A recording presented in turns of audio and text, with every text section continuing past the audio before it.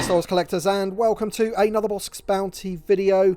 Now, I was going to wait until after the Hasbro panel at SDCC tomorrow to do a video on the HasLab news, but then we also got the reveal today of the Jedi Spirits 3-pack, so I thought, why not make a quick video to talk about it all. A big shout out to my friends Gary and Brad who are at the convention for the use of their images. Much appreciated, guys. And also to Anthony from the Imperial Communique, who is also there on the ground and has taken some great pictures too. He's posting them all on social media.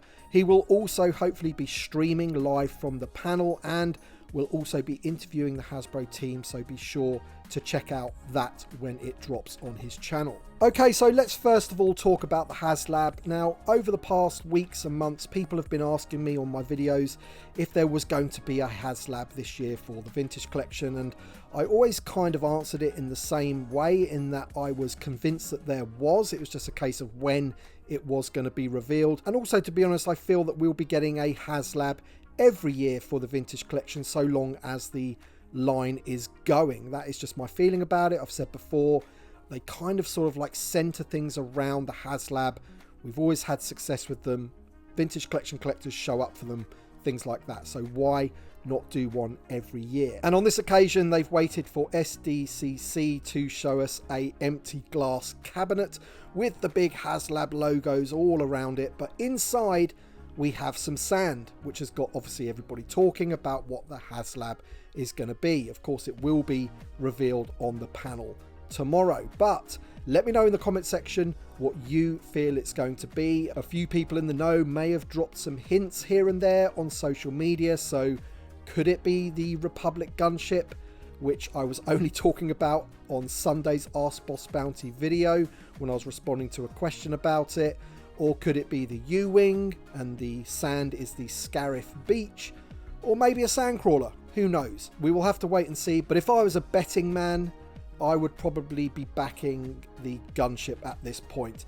I think it would probably be a nice way for them to almost make up for not celebrating the anniversary of Revenge of the Sith like they did in the Black Series. TVC kind of got ignored, and I feel, you know, a fair few people out there were kind of like, you know, where's all the prequel stuff this year? So that'll be one big prequel thing for everybody to enjoy. Next, we're going to talk about the Jedi Spirits 3-pack, which includes Anakin, Yoda and Ben Kenobi from the end of Return of the Jedi.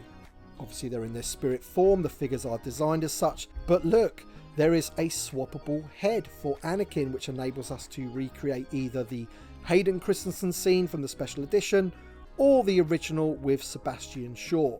A very, very wise move by Hasbro in my opinion, and something the Black Series didn't get in their Jedi Spirits 3-pack. So there we go, one up for TVC. Again, it seems like only a few weeks ago that I was asked in one of my videos about a Jedi Spirits 3-pack, and I kind of said that it was now an easy one for Hasbro to do, right? Because we have that new Ben Kenobi, the all-new Ben Kenobi, and if you look at what Anakin's wearing and Ben Kenobi are wearing, they're pretty much wearing the same thing. But of course, we now have those two heads for Anakin, Hayden Christensen and Sebastian Shaw.